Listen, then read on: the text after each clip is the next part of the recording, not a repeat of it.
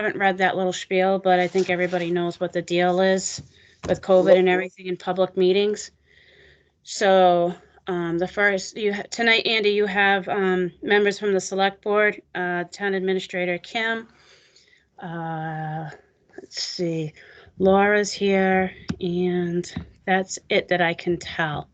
So with that being said, with discussions of opening up town buildings, town hall, I'll turn the agenda over to you and you can start the meeting. Missy, did you by any chance have any luck finding out maximum capacity for all the buildings? No, because I emailed John Erickson and Chief Kessler. Chief Kessler said that the building department should have that, and Gail was out there. Right. And we should be exempt anyway. Municipal office spaces are exempt. For the 50%? Yeah. So we were exempt. We've been exempt the whole time. We're even exempt for capacity limits for meetings.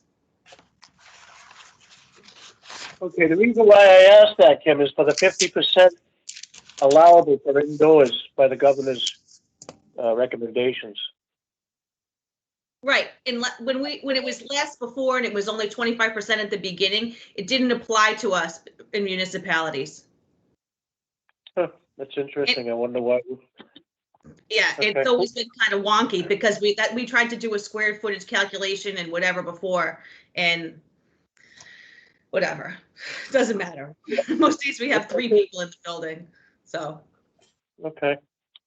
But yeah, I didn't think that it would be an issue with the amount of employees with the size of the buildings.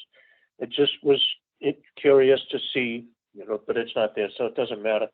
In the beginning, back in March of last year, who actually pulled the plug on closing the buildings? Was it the selectmen? Yes. Okay. We closed immediately. Luckily, the call came down on Friday, and by Monday, we were out the door because most of our departments had the ability to work remotely anyway and to continue the services that we had. So, and as we've come back, it's really just been based upon a comfort level of staff. I mean, we've always been available. People can meet by calling and meeting with someone. I mean, we've continued to do business since that day. It's just now we're at the point where every place is open but us. So, and honestly, we have all individual offices anyway, and, glass protecting the windows. And I have plenty of extra plexiglass for employees if they, need additional protection. We still have masks that we'll have available. I mean, I think we're ready to go. In the town offices. I just said in the previous meeting with the board, I don't know quite yet, honestly, about the senior center or the library. That's more of a mystery to me. So I'm way more hesitant about those than I am about our offices. We can really control our environment and traffic flow and all of that, but I don't know about those two. So what the board just decided, a few minutes ago, was to open starting next Monday. Yeah, that's fine. That's cool. Andy, I just wanted to let you know that Alan is now on vice chairman. Okay. Good. Welcome, Alan. Tom, do you have any comments on this issue? No, just to say that, in our last meeting, we voted to lift any restrictions that were implemented by the Board of Health back at the very beginning. And the decision was made that any kind of usage of buildings or openings would be handled through the state's guidelines. Mm-hmm. Whether or not a particular building wanted to operate a certain way, but there was no more governance guideline by the Board of Health in place. All done, Tom? Oops, sorry. Back to you, Mr. Chairman. Alan, do you have any thoughts on this subject?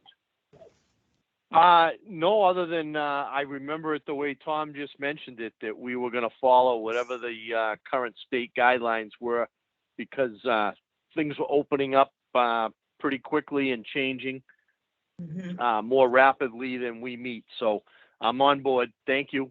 Back to you, Mr. Chairman. Sounds good to me. So there you go, Kim. Okay, great. Alrighty. Will, Andy, Chris has a question. Chris Oh. Burke. Actually, it's more of a comment to Kim. We, in our last meeting, our motion was to open the building to, as of Monday, following the state occupancy guidelines. So I just want to make sure that if you decide to do that above that, because we can, you just would have to redo the vote, at your next selectmen's meeting. it is anyway. It's because the offices are individual.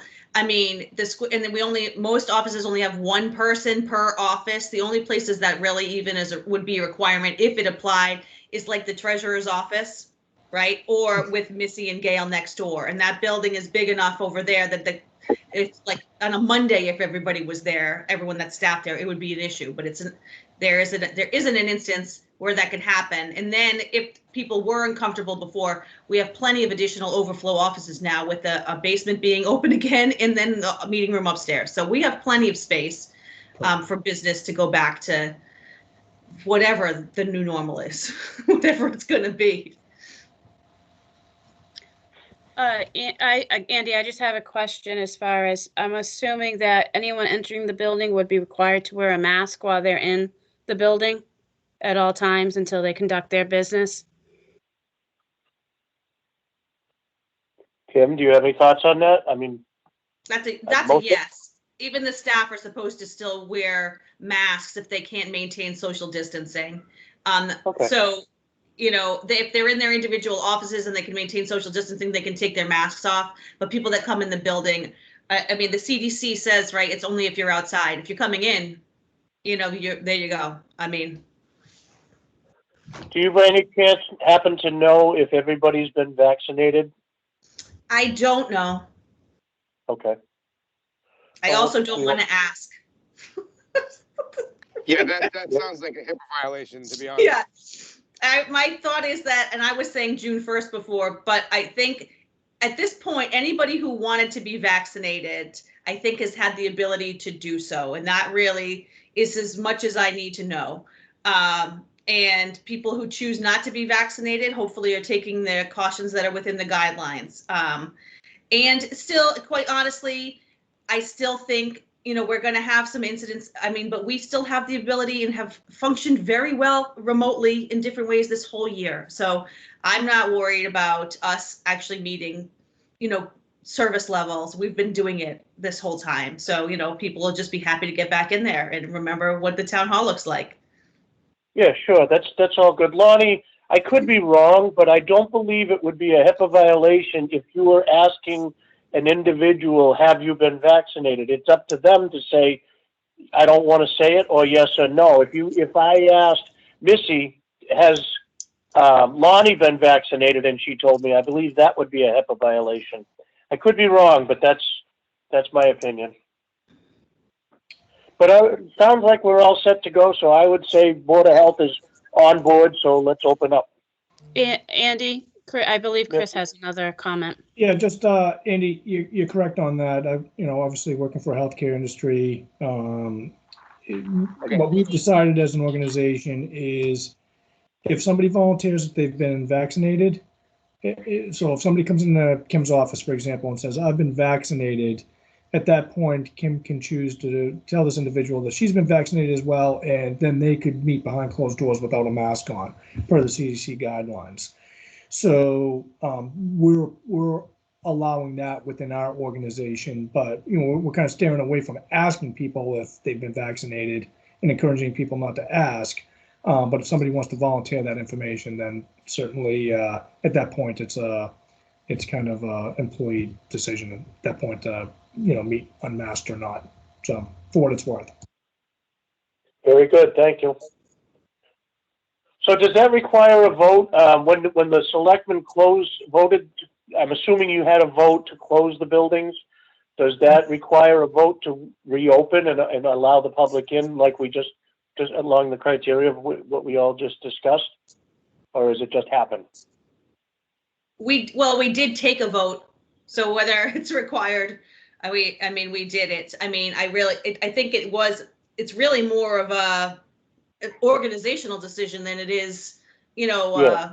so I think they could have done it without a vote, but Okay, well, that's up to you guys, because I feel you have the Board of Health's blessing, but I feel, and I could be wrong, that because the selectmen closed it, it should be the selectmen's decision to say, okay, we're open for business again.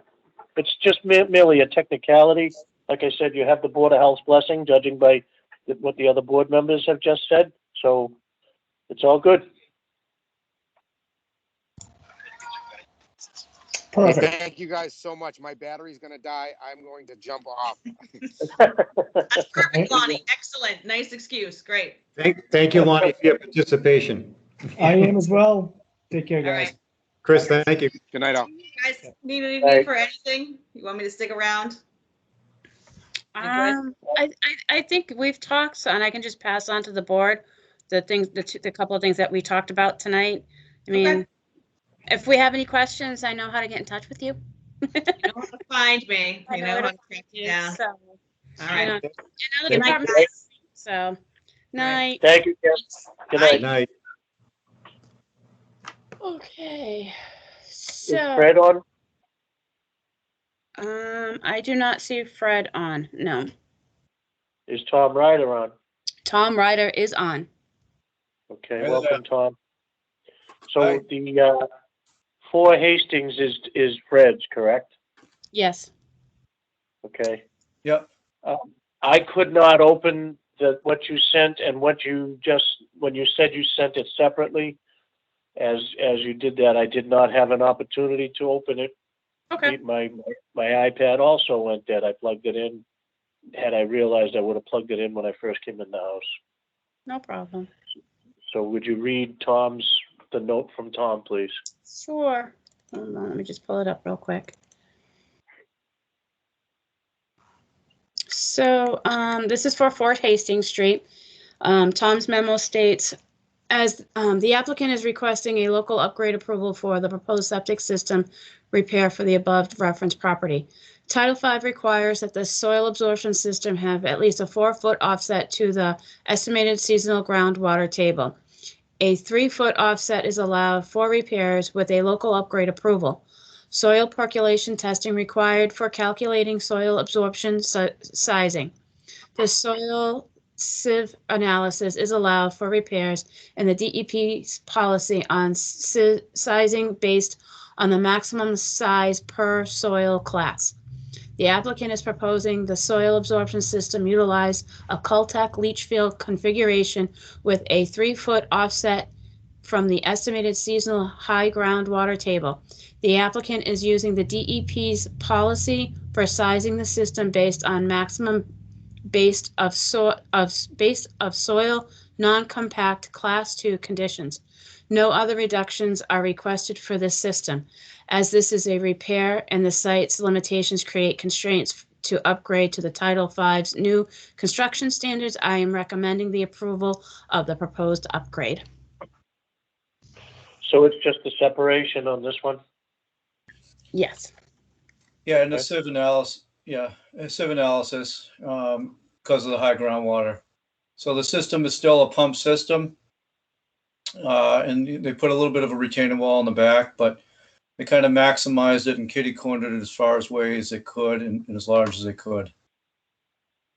Very good. Tom Fickner, any comments or questions? No comments, no questions, Mr. Chairman. Thank you. Alan, No, I'm good, thank you. very good. Could I have a motion, please?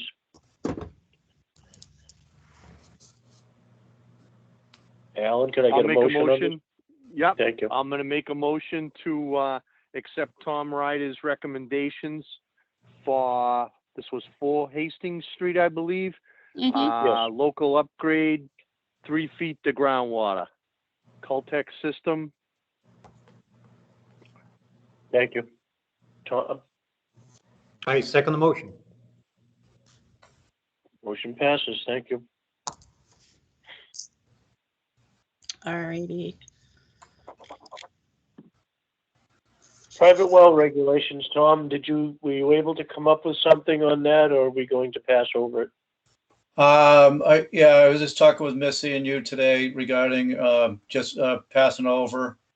I haven't written up anything. I think the thought is to document stuff on the duplex housing. We talked about this a couple of meetings ago regarding individual wells, as similar to if you had your own water service. Typically it's 2 services for a duplex. So we're going to write that up. But the other idea was to, I think that we were putting together a card or something for. That's a septic. Okay, what about for the wells too? I thought about. The well was just redoing the well permit, adding the signatures of the well driller and the property owner. Okay, yeah, Acknowledging the statement. yeah, and that's on the regs already. So, okay. Well, we have made a change in that. We're going to make a change. For the most part, you're right about the regs being the same, but it's just a matter of terminology on our application, because we want the property owners to be aware that they are responsible for following up on the submittal of the well test results. That's important. Right. Okay. Just if I may, Tom, we have coming down the pipeline a project, I think you're aware of it, where it is all duplexes, and we would like to try and get this changes that we have discussed, and with any other things that we can discuss over the next few meetings, in place as soon as we can, so that we're properly prepared for when this project happens, because it's a fair amount of individual occupants. Yeah. Yes. Okay, thank you. So right. So I had a few ideas on how to indicate the one is to have one well per unit. And of course, I mean, there could always be an overriding condition on, public water supplies and things like that, where they have ample testing. But, I think I mentioned this to a couple of well drillers regarding their thoughts, and some of them are like, they want to drill more wells, but others are, kind of a little bit of a pushback. Why not? What's an issue? I was like, well, because of, don't you want your own well? Don't you want to have be the keeper of your own well to protect? So, but I had a few thoughts on how to write that up. Okay. All right. We will wait patiently to hear what you come up with for us. Tom Fickner, do you have any comments on this subject at this time? Get her done. No. No, I don't. I know that I'm looking forward to kind of seeing some changes. I know these really haven't been touched since 97. So I think I'd be interested in seeing some modifications. I know specifically we're kind of concerned about the type of development, Andy, that you referenced in terms of making sure that, the tenants have equal operational usage of their water, so that no one's sacrificing usage, and whether or not that means individual separate wells, or it means a modification to the pumping aspect of it. Potentially either direction could work. But in addition to, I'm kind of wondering if in the process, as we analyze this, if distancing becomes part of the topic in terms of placement for wells. So I think right now, I don't think we have any, based on the current guidelines, I don't think we have any distance restrictions per se on wells. Tom, correct me if I'm wrong on that. Tom, From well to well, you saying? yeah. I thought there was a 10-foot, but it may not be. Missy? I'll have to double check that. From a well to a well, no. So That's it's what I 10 thought. feet for structures. Okay. I mean, Yeah. the well could be a structure, but if you have two wells that belong to you in the same location, I don't see that as an issue. But if you have two entities sharing, excuse me, if you have two wells next to each other and for two different dwellings, I say that someone could be stealing from another, not stealing, but Directly affecting the water in their well. exactly. Yeah. Remember Yes. that phrase, Andy. We're gonna have to repeat that later on. Yeah. I'm writing it down, Tom, because other than that, you know it's gone. Alan, do you have some thoughts on this? I guess my major concern is just making people aware and acknowledging that they're aware whenever anything is shared.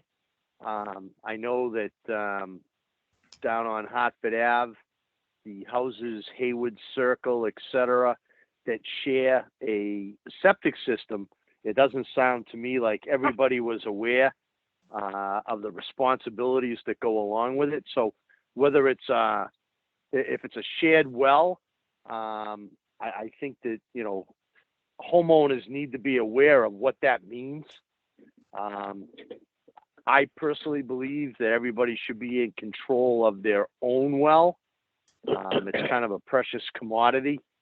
So it seems as though we're trying to achieve all of that, both protection and awareness of the responsibility of a well. Back to you, Mr. Chairman.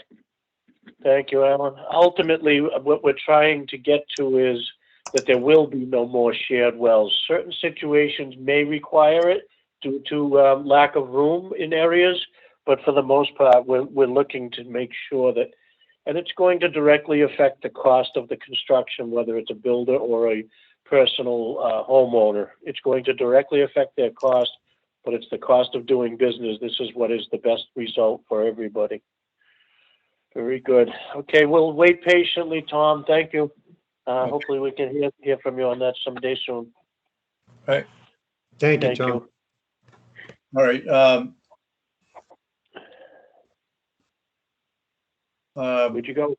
I'm right here. Okay, so I think I didn't want to jump over an agenda item, but I'm staying on for the other issues too. So I made the Yeah, I made the mistake of this afternoon in a meeting when I thought everyone was saying goodbye. I hung up, and where did you go? Everyone said goodbye. yeah. There's three more that we need you for, please. Yes. The next one is the sign-off card. I don't believe we've gone too far with that, have we, Missy? No, other than what I kind of temporarily wrote up for you guys. So yeah, I spoke with Missy too regarding this, regarding having, and Andy, I spoke to you today regarding this too, regarding having like electronically being able to transfer back and forth. And then, I was speaking with Missy that we could use this also as the DP allows for our own forms to be used. And this doesn't require any Board of Health regulation. So we can have this requirement without having to do a regulation. It's already regulated.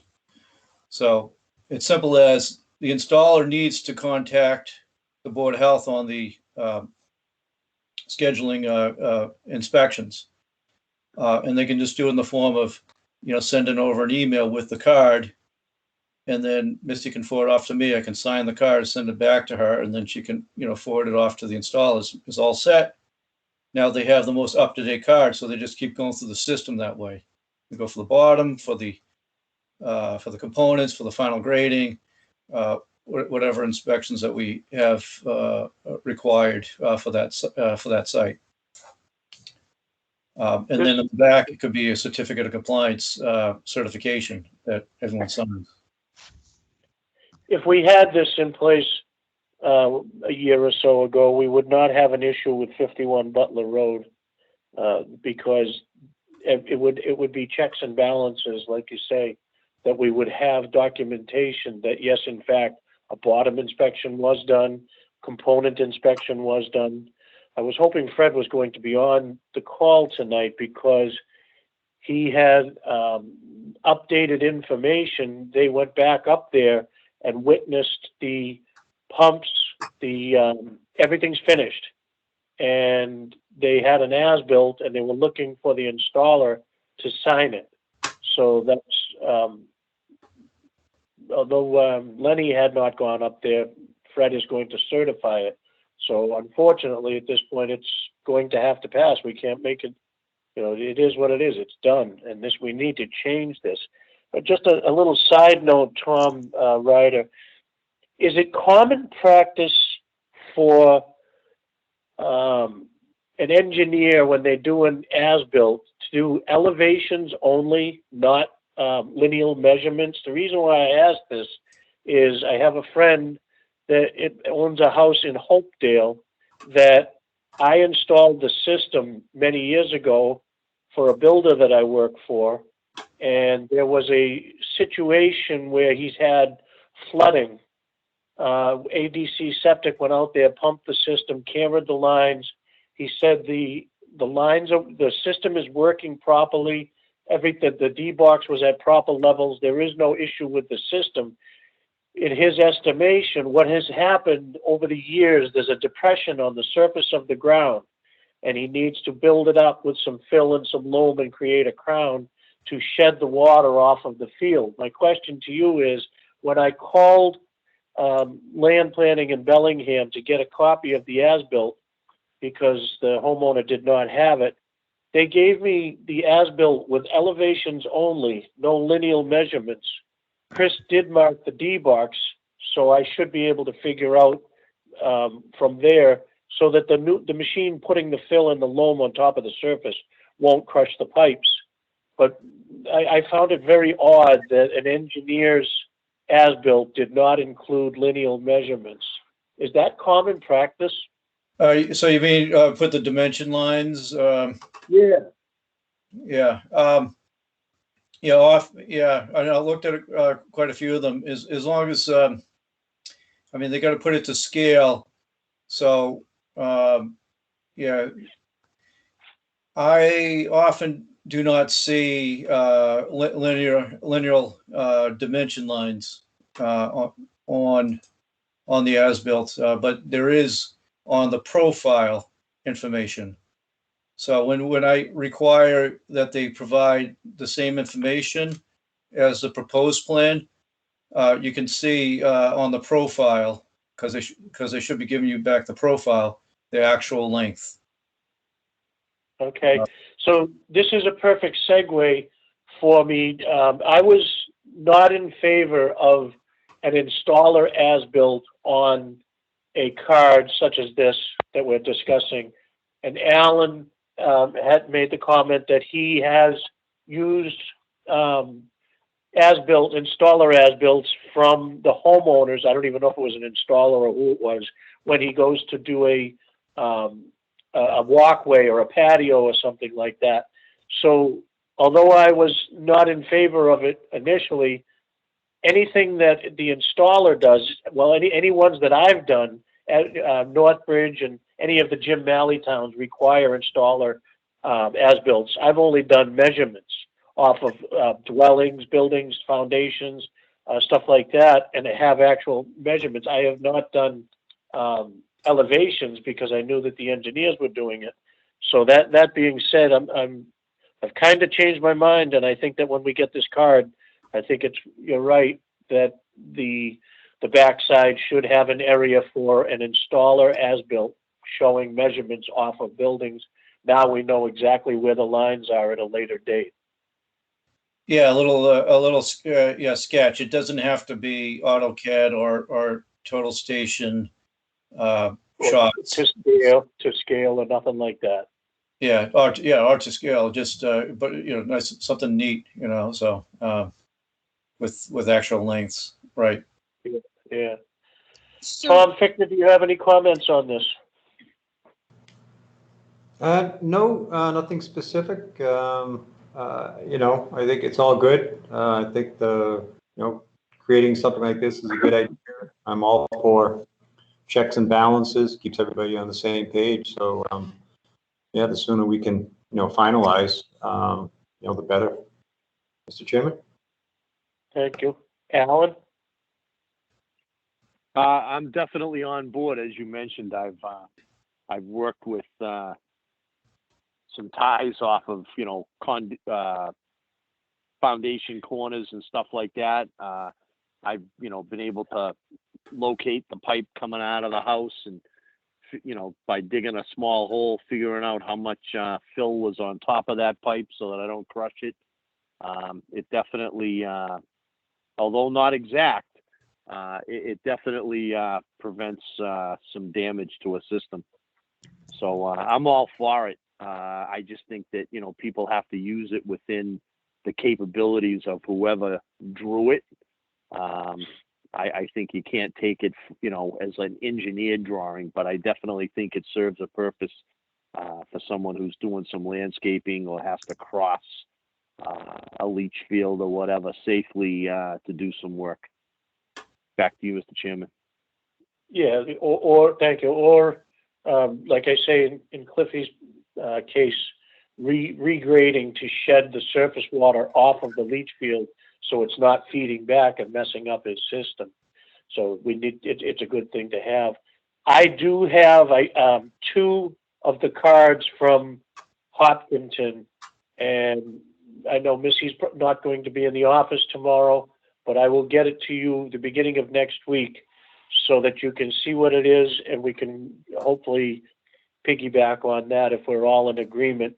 If you can scan it and send it to Tom and Alan at some point, and then they can see exactly what we're talking about, and maybe we can make some changes if we feel that something should be changed. This is something that you actually helped to create when you were in Hopkinton. Is that right, Tom Ryder? Yeah. So I was looking through my old files to find the job cards, and the ones I found were not. I think they were the very beginning stages. It didn't have the actual document. It was more of an explanation. So, damn it, I didn't save it on the hard drive that I have right here. On another hard drive where. So. Well, my two cards are out in the pickup truck, and I will get them to Missy so that she can scan them and send them to all of us. Missy, do you have any comments on this card issue? no, I think it's overdue because going back to that particular property, Justin did send me their information via email. But I was also told that it doesn't really matter if the Board of Health inspects it. As long as the engineer did his job and the installer did his job, it's all good. So my question is then what is the point of the Board of Health going out to inspect it all if it doesn't matter? I think that. Does that go to the checks and balances aspect of it, though? Well, I thought it was in Title V, but what do I know? Yeah, we don't. So we don't really regulate the engineer as much as the installer. So it's really incumbent on the installer. So the engineer has to do his checks, and we're keeping an eye on the installer. And like any bad actors, we have to make sure that they're in good standing or not good standing. Well, along those lines, Tom, excuse me for 1 second. If we're licensing an installer, whether it's me or anybody else, if we're licensing someone, we're responsible for making sure that they're worthy of our license. So yes, right. The Board of Health should be there to follow up. Right, and but for the engineer, they're licensed by the state.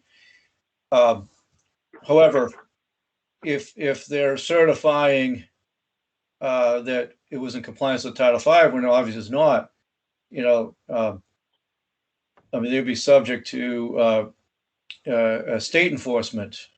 However, we could also say, you've caused too many issues in town. Sure. That could be some sort of conflict going on, but we have more authority to and make sure the installer does everything correctly. So saying that, if we have a system that now is being certified by an installer, Mhm. when they did not do or contact us for the inspections, or either willful or accidentally, they need to go. We need to go back out there and at least set the example. Like, all right, show us where the D box is. Open up the D box and see how the pump's running. They should be doing that in order to now they're asking for certification. In And the event of a failure in a system, and if it was premature failure, that's where the engineer needs to cover their own butt and make sure that the installer has done a good job, because when it goes bad, then all kinds of questions. Who's responsible for this going bad? Was it the installer? Was it misdesigned? So it's very important for the engineers to get out there and just double check the work. And as a third party, the Board of Health looking at it, that helps to narrow down the finger pointing, especially if there's coercion between the installers and the engineers, which some of the companies out here are very close and work extremely close together. well, they'll certainly help solve a problem. Hopefully, they don't Sure. cover up a problem. So, and there's been a case recently where the system failed, and they both jumped into action to make the repair. I'm still looking for I'm still waiting for the as-built. I contacted Karen and Halnon as the ones that engineered and kept an eye on the repair. Alfonso did the installation, and this was an emergency, but I asked him to file after the fact. Right now, I told Garen and Halnon that the installer is not in good standing with us, because Missy, correct me if I'm wrong, but they haven't submitted any paperwork for the repair.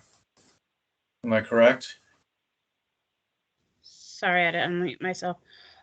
Which property are we talking about? 16 Pond.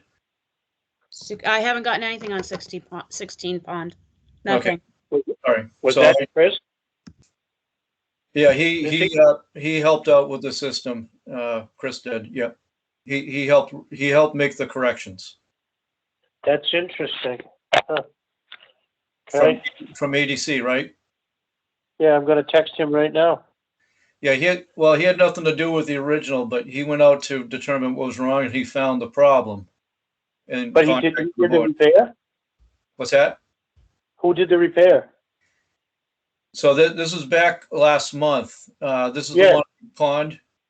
Yeah. Who did the Yeah. repair? Was it Alfonso himself, or did Chris do it? Alfonso. Okay, that explains it. Okay. Yeah. And then we contacted Garen and Halnon, and they were out to the site, and they took all their measurements, and they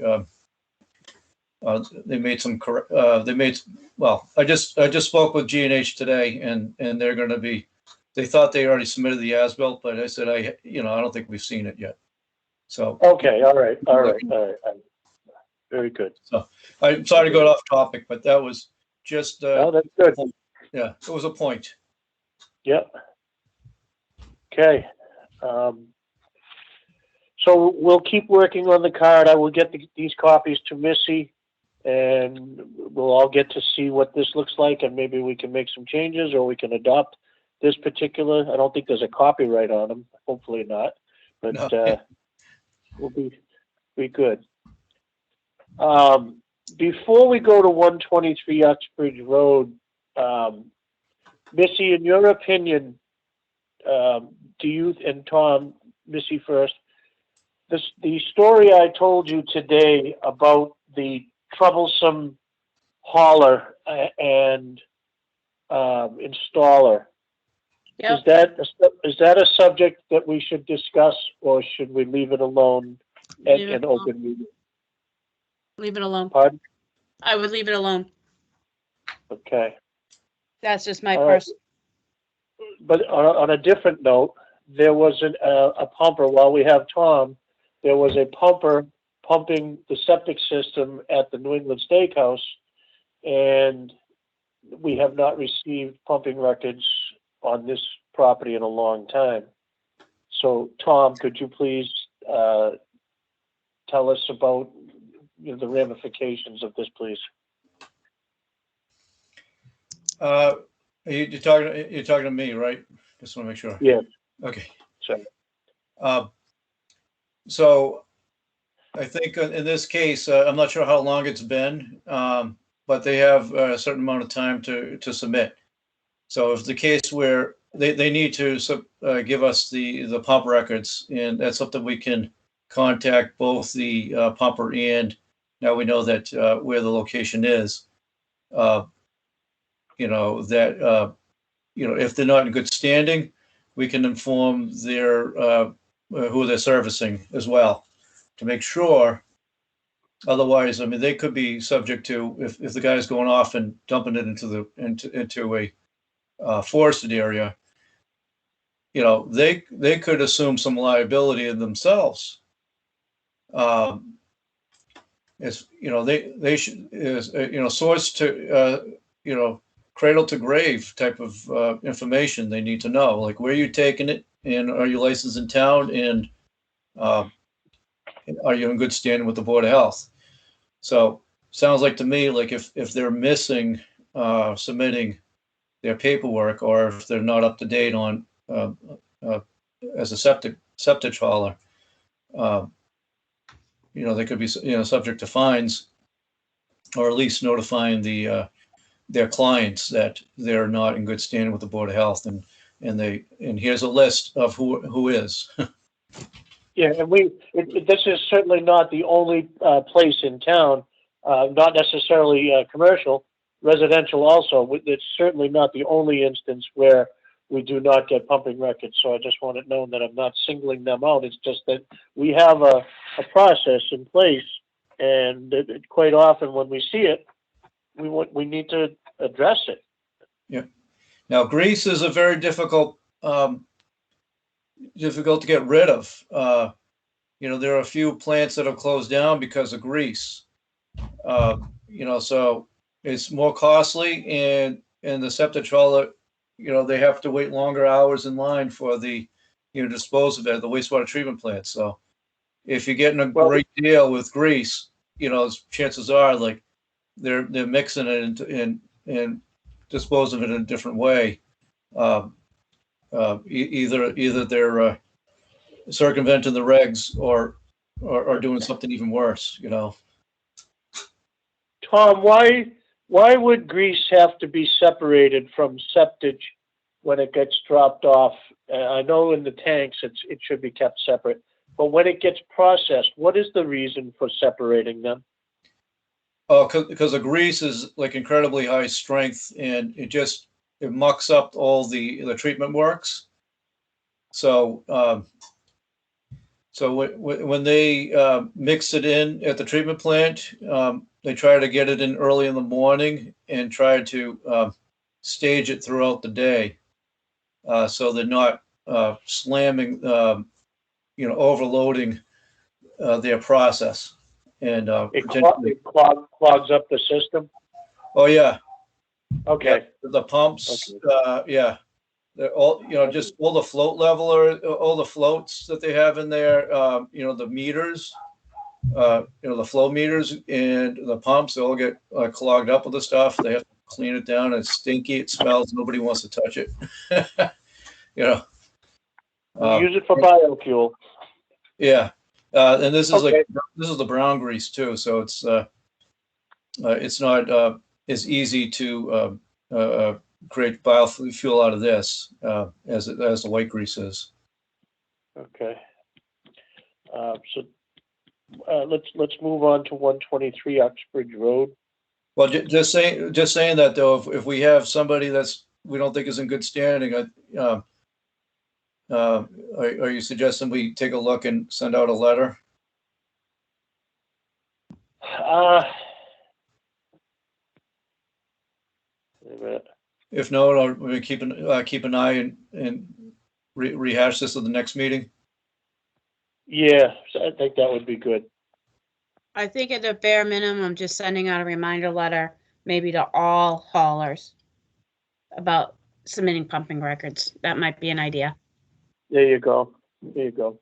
But we've had to, you've done this, that sending out reminder letters to everyone not too long ago, didn't you? Missy? Sorry, I was on mute. I don't think I've done it so far this year because when I would have done it, it would have been, I was busy with the clinics, but I have a standard letter. All I got to do is just add whoever's the current hauler list and send it out. I can do that at the beginning of next week if you want. Please do. Tom Fickner, do you have any comments on this subject?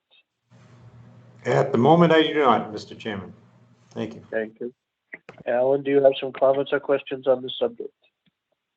No, I'm with Tom at the moment. No comments. Back to you, Mr. Chairman. Thank you. All right, so Missy's going to send out the letters reminding all the haulers, anyone that's licensed in our town, to pumping records are required. So that's a start. We'll see where we go from there. 123 Oxbridge Road is the dumpsters, the loaded dumpsters. Missy, would you start, please? I saw an email. Did Lori Ann took some pictures also with timestamps? Yeah, I forwarded you guys off of some an email that Lorianne had sent to me. She had taken some pictures of what she had seen as far as those dumpsters continuing to be full. And how many consecutive days was it? It wasn't the 3 that DEP needs. It's just one. One was done on April 28th. She sent them to me on email, and the other one was May 7th. Okay, so they weren't consecutive, but you can definitely tell that the dumpsters have not been moved. You can see the same refuse sticking out. They're identical pictures, right? Pretty much. Yep. Tom Ryder has some pictures also. Tom, could you tell us about your pictures, please?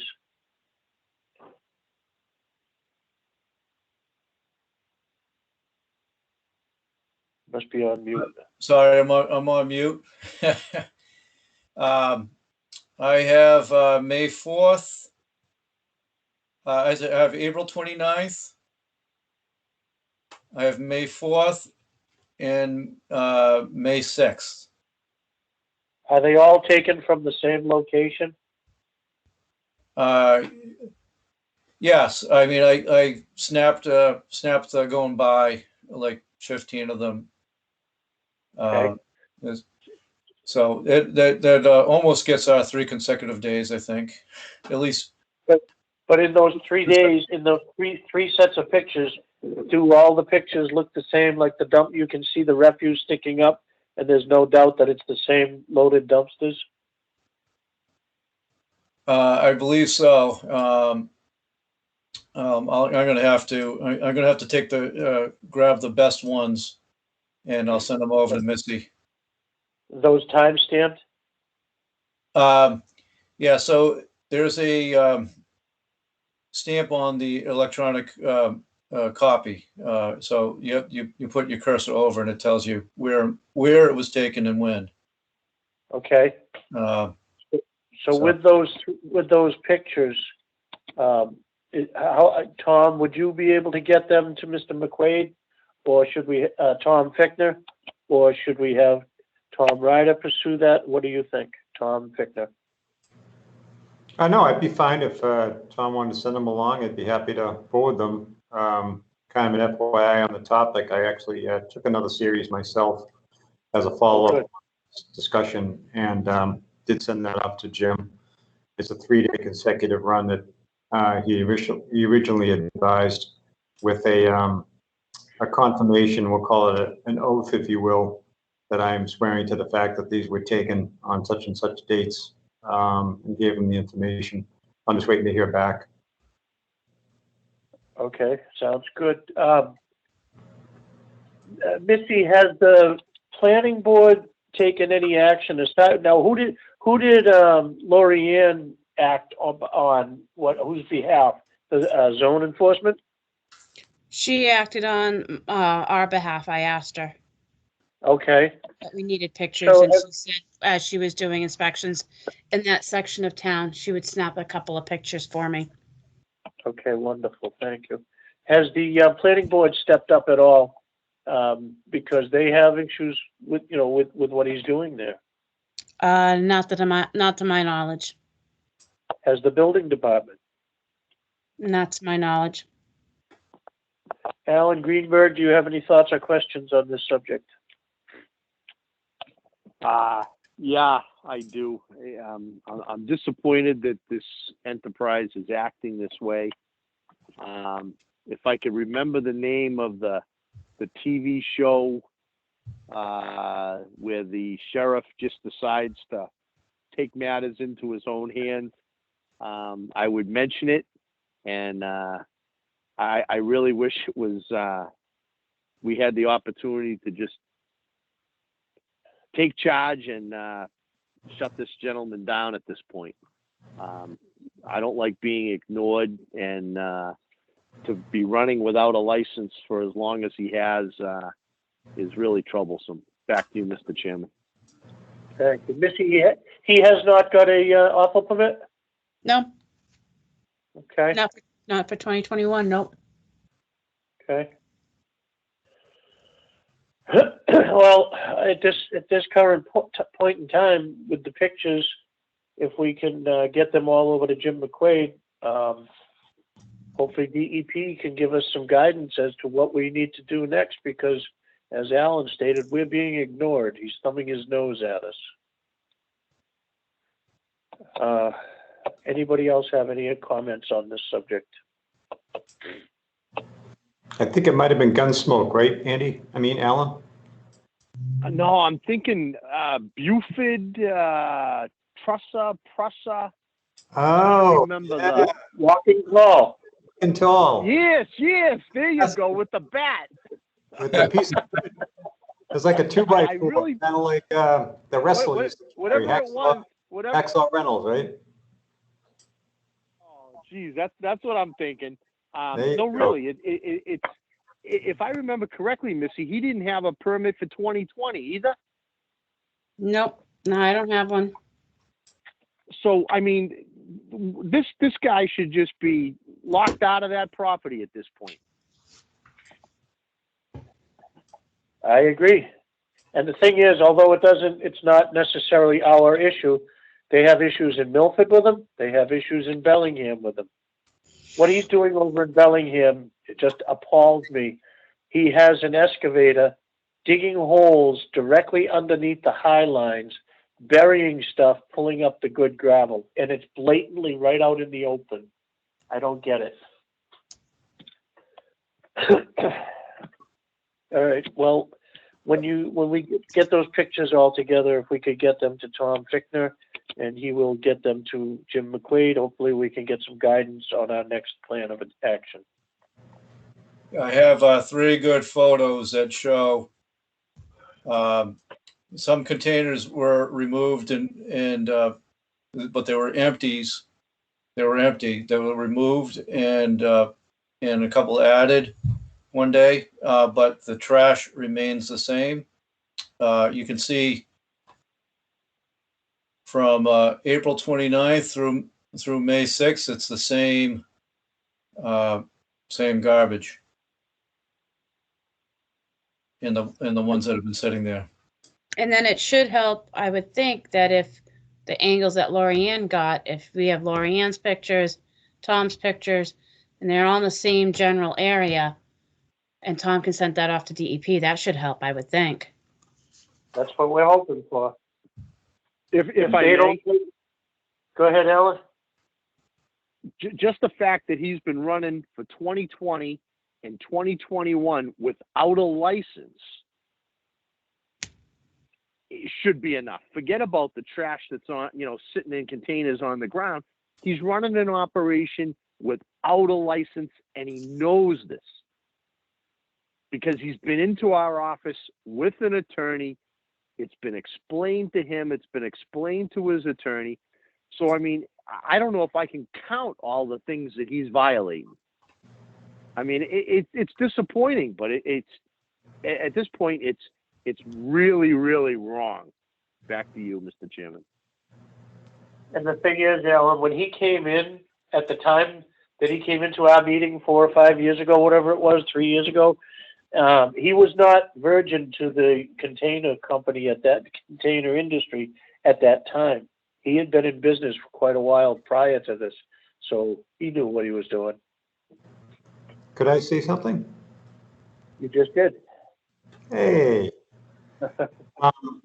Alan brought up something I hadn't considered. I knew that with what he's doing, he's not licensed for in terms of being a transfer station. But I don't think I realized that he didn't, at least at minimum, have an awful permit. No, and I had a conversation, someone had called back in, I think it was February, from his office. I remember speaking to a woman and I said, well, he doesn't have a license this year. And she said, okay, we will correct that. And then I kind of got wrapped, the clinic started happening and stuff. And I just really basically forgot about him and his permit. So if that's the case, the awful permit comes under our domain, correct? So I would think at minimum, given that, we should be able to take action based on the lack of an awful permit, let alone the fact that he's also operating really as a unauthorized transfer station. But without an awful permit, we should be able to take immediate action on that element. That's Board of Health. Yeah, but what action would you like to take now, Tom? I've got a good supply of 2x4s. You can sell them. They're worth a lot. So I guess, and maybe with Tom Ryder on the call, what would be considered an enforceable, actionable step that we could take, right? Alan talked about being disappointed in the situation, and it seems to me that what he's indicating is that the business should be shut down. Can we go to the extent of shutting him down, or do we have to go through a process first before we could get that extensive? I would imagine there's a process. Missy, while we're talking, would you please pull up the letter that was sent certified mail that took forever to get a signature so that you can read it to us? Because we did cite some of these things. Yep. Tom Ryder, could you answer Tom Fichtner's question? I would have to take a look at, we may have a bylaw where we can impose civil penalties in one of the courts. And as far as like the transfer station requirements, we could take a look what DEP has to offer for enforcement as well, as far as shutting them down. I think ultimately we could, but the process would be going through a series of notifications and explanations. We don't have a consent agreement ability like the DEP does, so they can actually hit them up with stiff fines and actually recover the fines easier, than a local board of health. But as far as shutting them down, if we could shut them down for the awful permits violation. Yeah, I believe that's the way to go. Yeah, but as far as like the transfer station requirements, the assignments, the DEP regulates that with the Board of Health assistance. So- Yeah, that we're aware of. That's what brought in the whole picture taking and getting it to Jim. So I get that. We know that's a kind of a DEP function, but if he doesn't have a local awful permit, if we can act on that, geez, that's, to me, that we can take a step to shut him down based on that. That alone might send a signal. Yeah, that's a permit they're supposed to be you're receiving from the Board of Health. So it's a cease and desist, come back into compliance before you operate again, and then we'll probably need the court's help on that, to get the sheriff to knock on the door if he continues to do it. So we couldn't just do it locally with an officer from the town? I have to look at that. Usually the courts appoint the sheriff, but I'll have to see if there's a way to get the police officers to do that. I mean, I believe we probably started the process with the letter that Missy's looking up, because it was said sent certified mail signature required. It took forever to get back, but we did get it back. So I do believe that that's started the process. Actually, this process started when Tom and I went over there and told them no loaded dumpsters two or 3 years ago. So we have an ongoing situation, and we can only add to it with anything that they tell us to do, certainly the pictures. yeah, if You we have- could get to that from a legal perspective on the on implementing a cease and desist based on the awful permit, I say we go for it. Missy, did you find the letter? I did. So basically it says, as you're aware, it goes on to, on Wednesday, March 3rd, Chairman Andrew Fisk witnessed approximately 10 dumpsters on the ground filled with debris at the above mentioned property. As you're aware, this is a violation of the Code of Massachusetts regulations, CMR, specifically 310 CMR 16. Site assignment regulations for solid waste facilities, and 310 CMR 19.0 solid waste management. In addition, the site is in violation of the conditions previously set forth by the Mendon Planning Board. The Board of Health respectfully reminds you that this is not the first time that the dumpsters containing debris have been left on the ground.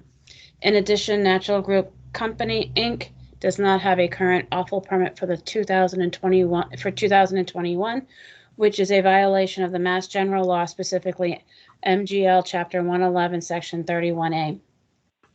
Therefore, as this site is not in compliance with regulations duly described above, all dumpster operations must cease and desist immediately until the proper permit has been obtained and current dumpsters that are on the ground are either emptied or all debris, or the debris is transferred to the appropriate type vehicle.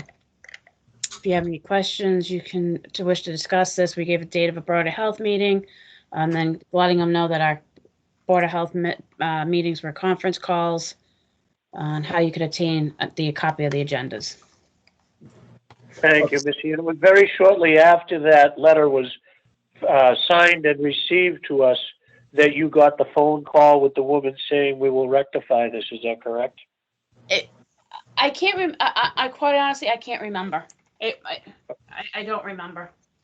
Okay, so I'm assuming that triggered her to reach out to you, and it was the next chain of events, which nothing was done. So it really does, it's a moot point, but just trying to understand that this letter got a little bit of interest, but they did nothing. And the letter covered both aspects, both the awful permit and the operation that would affect them being permitted as a transfer station as well. If I may, You may. Missy, what is the date on that letter? And what is the date the letter was actually signed and returned to us, or the card? So the date that it was sent out was March 8th, and the date that it was actually returned, signed, was March 29th. I think unfortunately, as in many cases, we're being taken advantage of because they know that we have limited resources to enforce. And I'm gonna be hopeful that with Tom Fichtner's relationship with the DEP, Mr. McQuaid, that if all this information is included, that maybe we can get some help from the state and maybe they have the resources to lock this guy out of his property at this point. Back to you, Mr. Chairman. Tom Fichtner, do you by any chance have a copy of that letter that Missy just read, along with the 2 dates that Alan just asked about? Well, I think since I probably drafted it, I think I have a copy of it. No, I know. That's why I asked. I'm thinking that that letter should be included with your pictures and, to Jim McQuaid, and he will see just, in fact, that we really are trying to get some results. I know he certainly doesn't question the validity of our trying to get this rectified, but this will show him that we really are trying. I'm hoping that we will get a good kudos for the letter, you know what I'm trying to say? Oh, yeah, well, it definitely lends support to the, let's say, to the unresponsiveness of the individual in question or the business in question. You know, right at the beginning, Jim was offered support directly just with respect to the picture taking with regard to them being in violation of operating as what would deem to be a transfer station and breaking that rule. So this would only, in my view, and I could certainly add that as part of the process, get that to him, say, hey, Jim, in addition to what he's doing there with regard to breaking the guidelines with regard to being a transfer station, in addition, he has also violated local ordinance and not having an awful permit. But, you know, that said, if, you know, Tom Ryder can validate that we locally can take action against the awful permit violation, I would say a two-front approach is would be in order, both not only from the state but from us locally. Mr. Chairman? Sounds good to me. I like it. I just have one comment. Go ahead. When we follow up, we need to follow up with obtainable enforcement items that they can get to, such as you shall, within 7 days of receipt of this letter, apply apply for a permit for your awful for the board to consider with full payment and application. Cease and desist any activities immediately. So these are obtainable goals they can do, that they can, to bring them, you know, so the courts look for, is the Board of Health seeking for them to come back into compliance, or they're being punitive. So the idea is that you give them goals, but then you be punitive if they don't attain those goals. So you give them a timeline.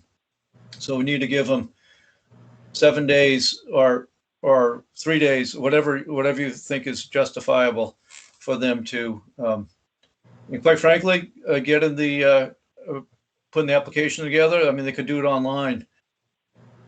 It shouldn't take more than a day, really, but. So because with that initial letter that Missy just read, Tom, so because it didn't have an actual time frame in the obtainable goal with reference, because we did reference, I believe, in that letter, cease the operations. I don't think we actually put in a time frame. So what you're saying is, are you saying now we would need to follow up with another letter that's a little bit more specific? Yeah, it's apparent you have not complied with our original letter that we requested on, and this is March of this year, correct? So, right.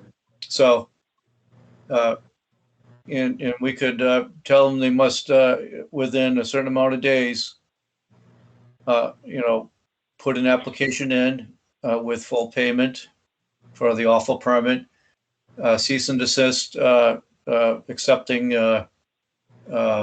rubbish or anything that we could do on the site assignment, remove that from the property. And then we can also specify that, each day's violation afterwards will be retroactive. I think the bylaw may have specifications on, if they don't comply with Board of Health rules and regulations, it's like usually about $50 a day. We can take a look what the bylaw offers and what the state regulations offer. Chapter 111 that was cited, I think it has I think it does have like a $50 fine per day that the boards of health can enforce as well.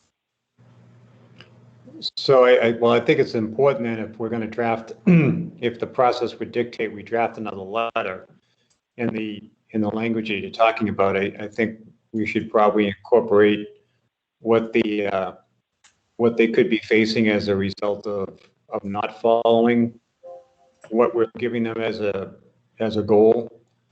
I would just want to make sure that we can then follow up on that. That's all. You know what I mean? So is potentially then shutting this business down really not a feasible thing that we could do at this point? Well, I don't think we can go tomorrow and shut them down without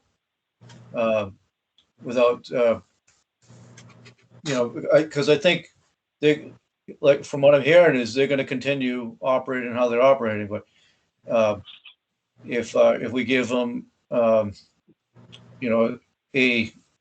window, a small window that they can do this by, otherwise we have the courts to back us up on, hey, we did everything we could. I mean, we tried to put the compliance, but they're just they're a willful violator. It's not by accident. They're willful. Look at the letters that we sent. We gave them a timeline. How reasonable is this? They would agree. Otherwise, they'll tell us to give them a timeline. That's been my experience in the past, is that have you given them a timeline to finish? And like, well, it's reasonable. Title V requires that they have 30 days to do it. No, have you given them a okay? No, all right. They got 30 days to do it. You're on notice now. So that's the information that I've heard in the past. So That is correct, Tom. I've had instances where I've had to do exactly that before going to court with a customer that was not paying me, and I ended up winning. But this was told to me by my attorney, and we did exactly that. Got everything in row. We gave him opportunities to square up. When we went to the court, the judge asked, "Have you given them opportunities?" We read exactly what we'd done, and he said, "Yep, you've been trying." Case they found in my behalf. So right. So I guess the question would be, would this one letter, in addition to what's already been presented, constitute enough of a trying aspect? Would be my first question. And could we, in this second letter, actually indicate that as part of the response from the Board of Health, should you not comply, that the business could be facing a cease and desist order? Or is that not something we could word in that second letter? Oh no, just, I mean, make them understand, these are reasonable fines that can be imposed. Not, we're not saying they're going to get the death sentence, because they'll laugh at that. Say, these fines are, specify cease and desist, shut down, and $50, whatever it is. You can impose a $50 a day fee. Each day is a separate violation, cumulative. Well, those are, not to say it's not something, but to be honest with you, probably to a group like that, $50 a day is probably not very impressive in terms of somebody being afraid. Yeah, so, and the DEP has the ability to, under their procedures, they can increase the fines based upon financial independence, decrease and increase. So like somebody who would laugh at a $50 fine a day, well, okay, now it's $5,000 a day. Oh, you're going to laugh at that? Okay, now it's $50,000 a day. You know, they have the opportunity to do that. And that's something the DEP can help us with on the enforcement. Plus, willful violations may have a different. Those can be, well, depends on the law, and they can be $25,000 a day. Bessie?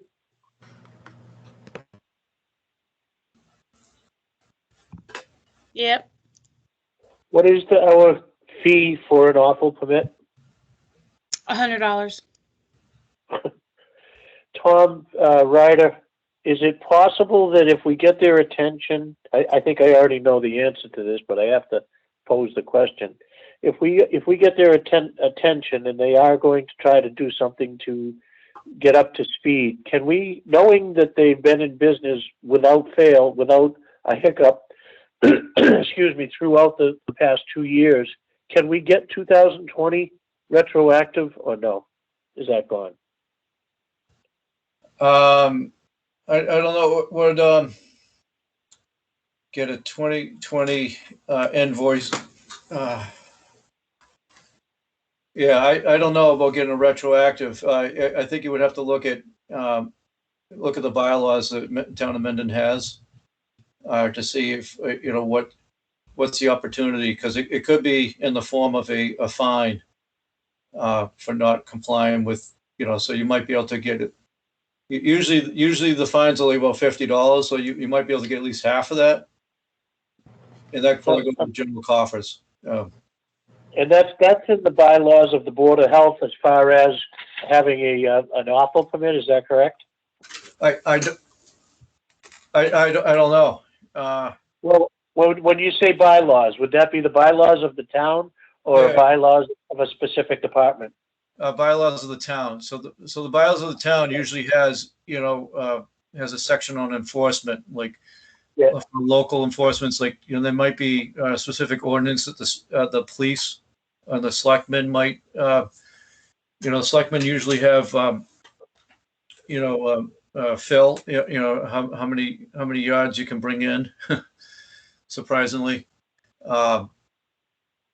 And that's, you know, they could enforce that, or common viculars licenses, you know, they enforce.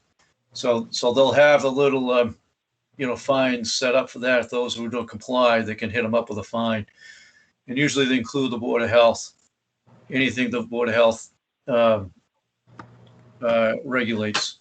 The reason why I ask is if by chance it was ours, then I was thinking that maybe we should make some change to the verbiage so that in case like this, we know that they've not missed a beat. They've been working right along through.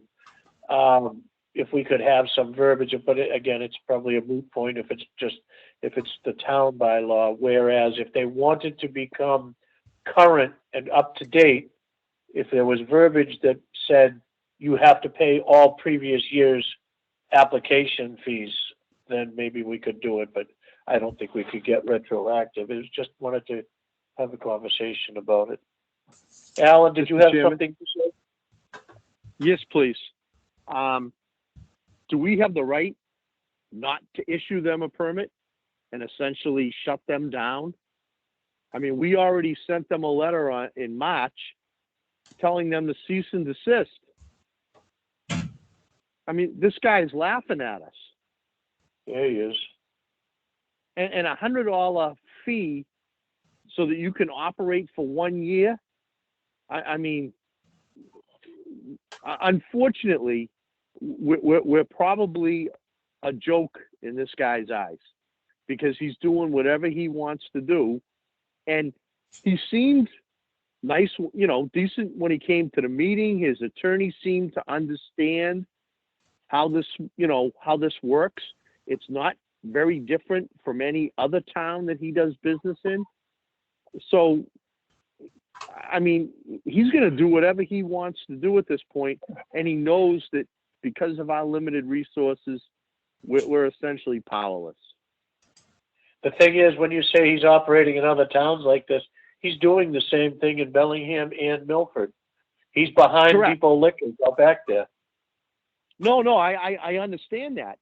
And I don't know how, I don't know how you bring a guy like this into compliance when it's been going on in multiple towns for so long, other than just chaining the place up tight or taking his containers. I mean, I don't know what you do. Yeah, no kidding. Back to you, Mr. Chairman. Thank you. All right, so currently at this point, we're going to compile the pictures and the letter and get it off to Mr. McQuaid. And with that, all that was just said, Tom Fickner, do you believe that we should construct a new letter with timelines? Yeah, it sounds like at minimum, based on what Tom was saying, at minimum, we're going to have to do another letter to this outfit, incorporating Tom's usage of guidelines, except incorporate an actual, I guess what we'll call a reasonable but short window, a specific window that we define in the letter for them to respond to, at least from the awful permit perspective.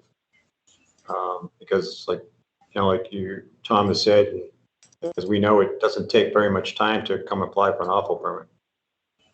Couple of things. First of all, if we send another letter, should we include a copy? I know this is spoon feeding people, but should we include an application for an awful permit in the envelope, first of all? But second of all, I'm thinking that, maybe I'm wrong, I'm thinking that all the stuff we just talked about, pictures, the original letter, etc., put together, sent to Mr. McQuaid with an explanation letter that we are in fact sending a second letter, certified mail, with a timeline request. Maybe show him a copy of the letter, just so that he's keeping up with us, so he doesn't lose interest in our issue we have going on here. And meanwhile, send a photocopy of the new letter and say this letter is being sent out, or maybe he can coach us before that letter is sent out. What do you think about That's a great idea. Keep them in the loop, let them be aware of all the things from a summary perspective. I think that's fine, incorporating, both probably the original letter that was sent in March and then what would be the secondary letter. Sure, I think it's a great idea. Keep them in the loop. Yeah. All right. Yeah, copy them on the, copy DEP on the letter that goes to this individual company as well. Oh, yeah, that's a good idea. Yep, thank you. Tom Ryder, do you think that letter should be scrutinized by DEP before we submit it? Or, because they're probably going to tell us it's up to the Board of Health to take the action, but I just was wondering if maybe he might be able to offer a little tidbit of information, or say you can't do this or you should have this. Is that a good idea or no? Yeah, no, I would suggest it might be a good idea to have him comment on it. He may or may not wish to comment. He may wish to run parallel enforcement. Sure. As well. Okay. Or maybe because it sounds like he's sending up somewhat of some roadblocks a little bit. It sounds like maybe he doesn't want to get too involved either. So if he does not want to get too involved, then this is our opportunity just to move forward on it. And if he does, then this might be a good ammunition for him to, to either help out or to put a little bit more pressure on this company. Okay. Very good. All right, well, we have a plan, and let's get it all together, and it's up to you, Tom Fichter. I appreciate what you're doing for us. Thank you, and we'll wait to hear from Mr. McQuaid. I sent over the photos. I sent over 3 photos. They're quite large, so you guys should have them by now. I only sent it to Tom and Missy, because I didn't want to swamp your inbox, but it showed 3 pictures from April 29th, one from April 29th, one from May 4th and May 6th. So. Wonderful, thank you. Right. All righty. Missy, do you have anything to add on this? No, I think I'm good. Okay. Very good. Let's move on to the next agenda item, please. 12 Sandra Circle. Tom, you had a conversation with Fred Lapham recently as far as he was going to submit some paper. Was that correct? Yeah, well, I spoke to him on Monday, and he said he still hadn't got it back, but he was going to swing by to get that paperwork. So I told him, there's a meeting on Wednesday, so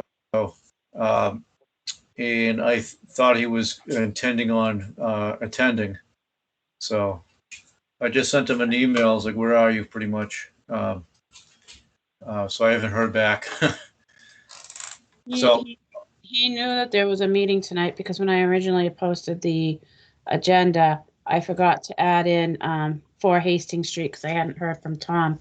And he called me to asking why it wasn't on there. And I said, you know what, let me get a update from Tom that he's okay with it.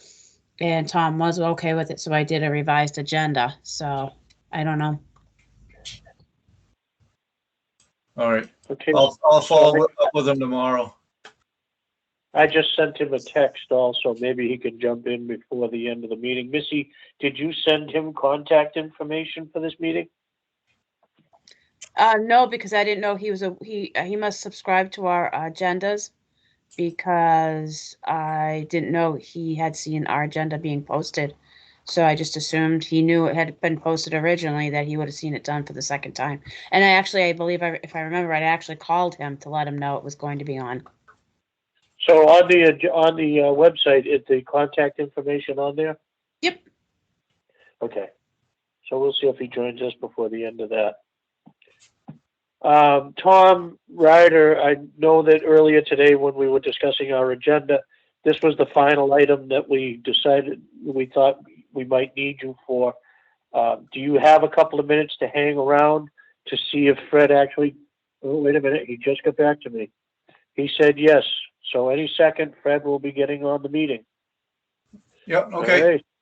I'm going through the Mendon bylaws right now as we're talking. I'm trying to look for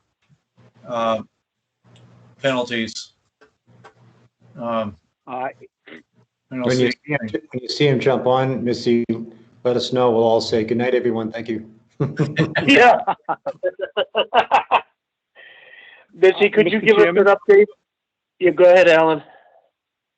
If I may, in this little interim here, I want to echo AJ's comments to Tom Fichtner. We all do appreciate the relationship that you've built with Mr. McQuaid. Thank you very much. I realize something like that, to develop something like that takes a lot of time.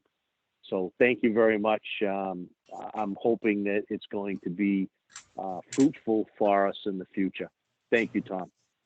Well, you're very welcome, Mr. Greenberg, and thank you very much for your kudos, Mr. Chairman Fisk as well. Glad to help out. It's funny, when you were just talking, Alan, fruitful was the exact thing I was thinking in my head, and you said it. I was like, cool. Hey, on a side note, did anybody catch the candidates night the other night? I started to watch the tape, but I haven't finished it yet. Okay.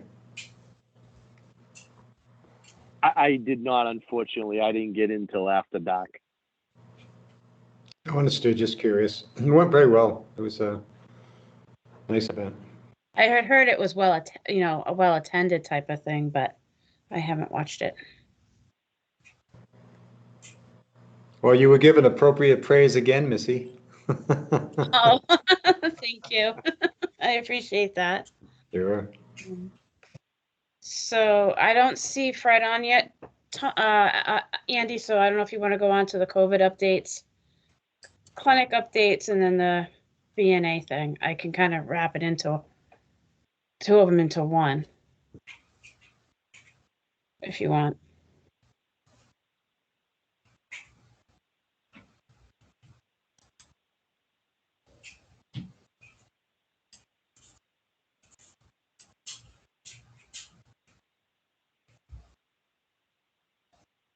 Hello?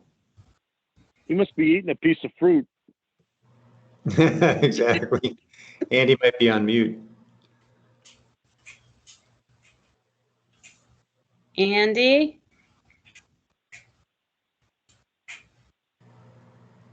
His phone died. Maybe. Right here. Can you hear me? We Yep. can. I'm talking to you guys, and all of a sudden everybody went away. I could hear you all, but you couldn't hear me. I just plugged it in. I'm down to 10% on the battery, so chances are maybe when it gets too low, it shuts me off. I was trying to ask Missy to give us an update on the clinic because I have to step away from my phone for a minute.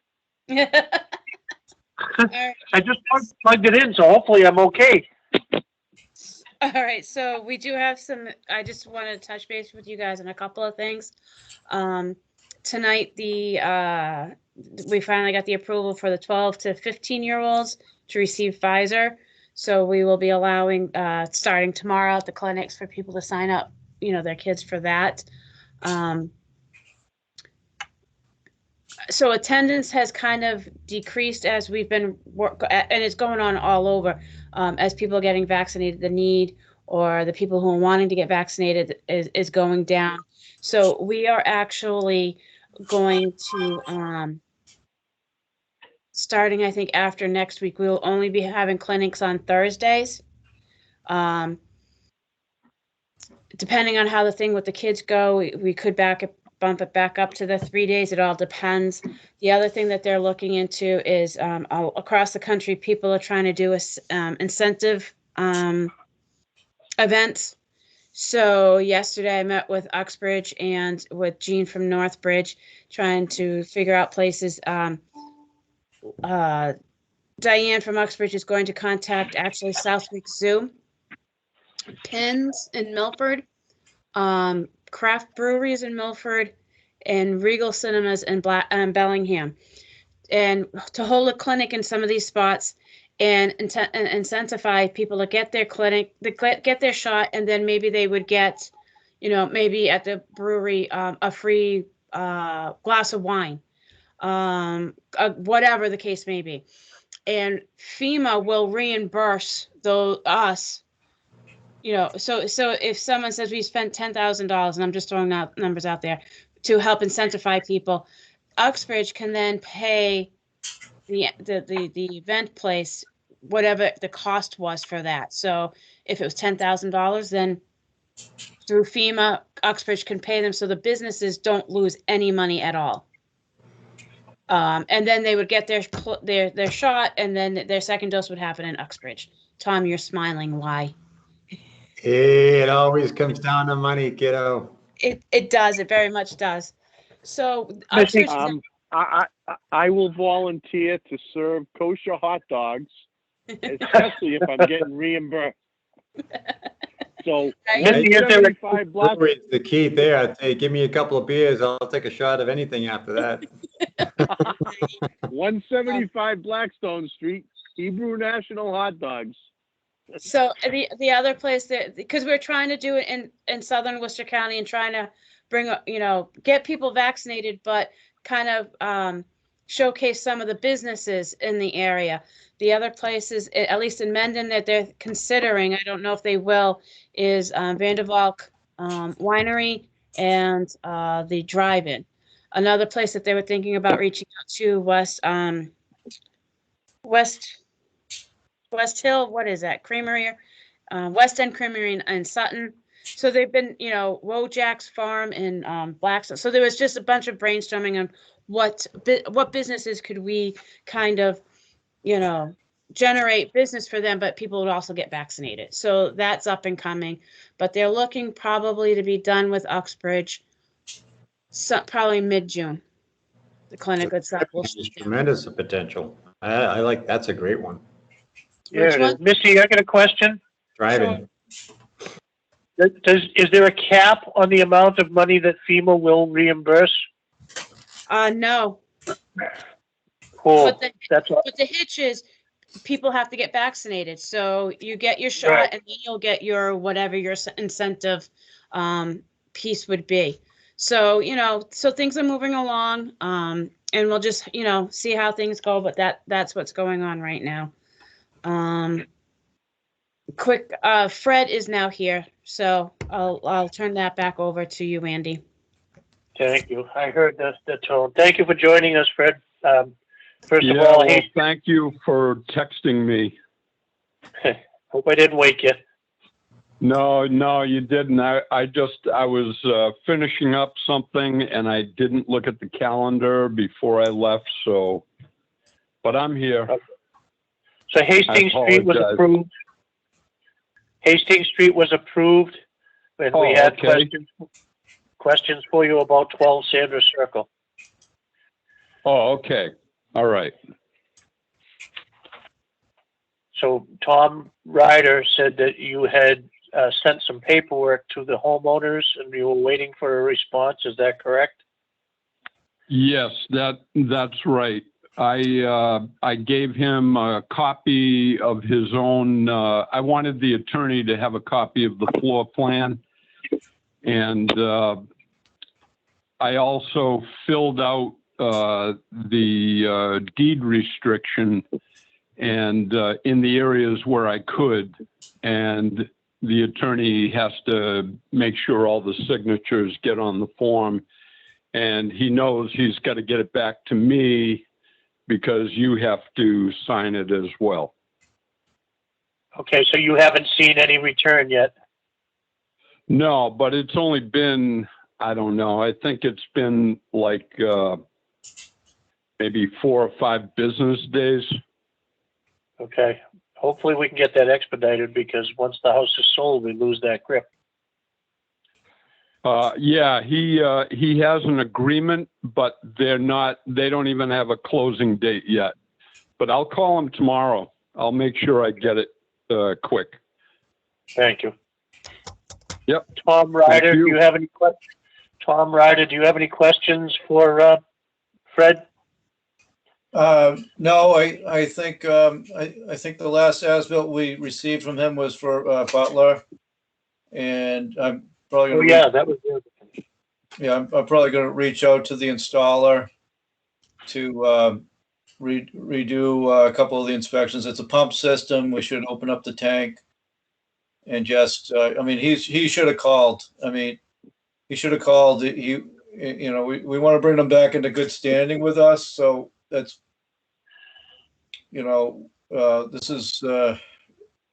At least I'll be out there. You're free to join us if you like. Okay, I had the opportunity to be in Fred's office a week or so ago, and they were looking to get a hold of the installer, because they had the as-built all set to go, the certificate of compliance. I apologize. And Fred, did you ever get a hold of the installer for that signature? Yes, he stopped at the office and signed it, and that has been submitted to the office, to the Board of Health office. Okay. So currently, the Butler Road project is completed, correct? Yes, as far as I'm concerned, yeah. Okay. Was that all final graded and seeded? Yes. Okay, cool. Yeah, it came out really nice. He built a mountain on the side of that. I mean, he really created quite a space up there, so it looks awesome. Very good. Okay. So, again, thank you for joining us. We had the questions about Sandra Circle. We want to stay on top of that. Okay. I'll get that over to you guys very soon. All right. Tom, Victor, do you have any questions for Fred? I do not. Thank you for joining, Fred. Hope all is well. All right. Thank you, Tom. Yes, so far so good. Awesome. Alan, any questions for Fred?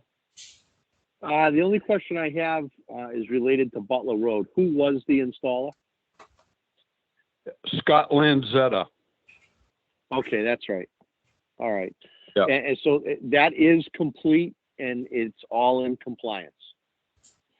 Yes, we did all our inspections, but we don't always see Lenny. I guess there were a couple inspections that had not been done, but we don't always know if Lenny goes or what happens. You know, we just it's a rare thing that we see each other at a site. Okay, so it's my understanding that Tom Ryder has a little bit more to do on this project before it's all buttoned up. Do I understand that correctly, Tom Ryder? Yes, so I think that we have the as-built and the Scott Lanzetta certification. We have Fred's certification, Shea Engineering certification. And so I think the next step was we reach out to Scott and remind him of the inspections that he's supposed to call in and inform him that we're going to come up with a better documentation on how to do this. And then say we need to meet him on site because we don't have any reports of the inspections at all. And Lenny has said that he hasn't been out there other than for the bottom. Okay, so is Butler Road done and we're just discussing with Mr. Lanzetta the things that he needs to do? Do I understand that correctly? Yeah, I think I should meet him on site and have him pull the covers and run the system. You know? Okay, so there is a little bit more that has to be done before that is complete, and we're going to work on that to get it all buttoned up. Yeah, this is all right. We license the installer, and the installer it's incumbent on the installer to contact the board and for the inspections. No, that's fine. I just the engineer. Sure. They should be contacting the engineer and the board to let them know. So no, that's fine. I just wanted to make sure that I understood what was left to be done, so that this has all been corrected, and now I know that you're going to take care of that, and then Mr. Lanzetta is going to be fully informed on what needs to be done in the future, so that we don't go back down this road. So thank you, everybody, for doing whatever needed to be done to get this back on track. Much appreciated. Thank you. Back to you, Mr. Chairman. Thank you, Alan. Fred, I think that about covers it. Okay. Thank you very much for joining us. All right. Thanks. Good night. Good night. We'll wait to hear from you on Sandra Circle. Thank you. Yes. All right. Okay. Bye. Good night. Okay. All right, Tom Ryder, I think we're all set with you. Thank you for hanging on. Okay. Good night. Tom, thank you. Thank you. Yep. Thank you, Good Tom. night. Missy, were you done on the clinic update? Yep.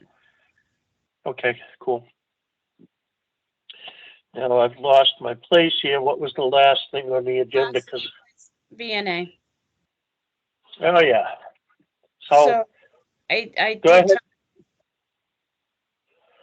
Go ahead, Missy. Sorry. I'm sorry.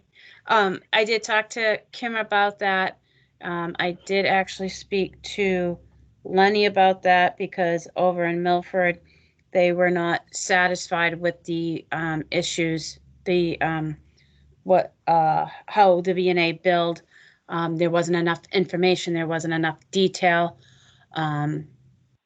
their town council agreed and said that they didn't have to pay that bill. I know that they're working with their council to figure things out. So I have been in touch with Kim. She'll be in touch with Cindy about it. On the same token, I also talked to Kim about getting a legal opinion from town council with regards to routing slips. I talked to Kim again about it today, just basically stating that we need to know what the proper process needs to be, what the legal processes are, and that we all need to, the departments need to have a meeting for once and for all to figure out what they can't do with these routing slips and what they can do. She said Cindy was working on something. I explained to her that, with this routing process, because she said something about not being able to hold up a permit. With this routing slip, if someone's coming in and redoing their basement, and they increase the number of rooms in that house, that triggers something with Title V, this is the only thing I have. We've sent letters, we've done certified, but the routing slip is what's been getting people to stop being in compliant, at least when it comes to the Board of Health. She agreed that we need to have some kind of a meeting.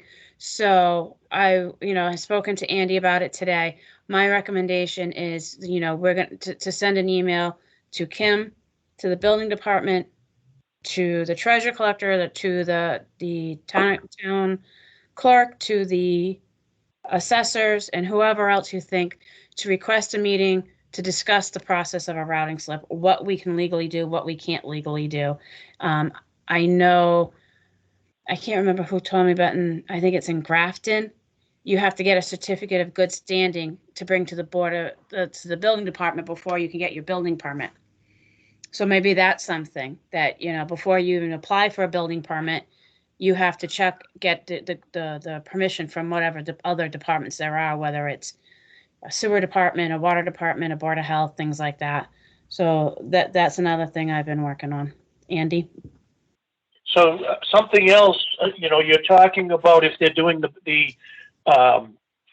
doing a basement over or doing an addition and upgrade, adding bedrooms and taxing a septic system. That's one thing. But what about where they thumb their nose at us with Title V inspections or pump, anything that's not so much coming up the stream, but has already gone by.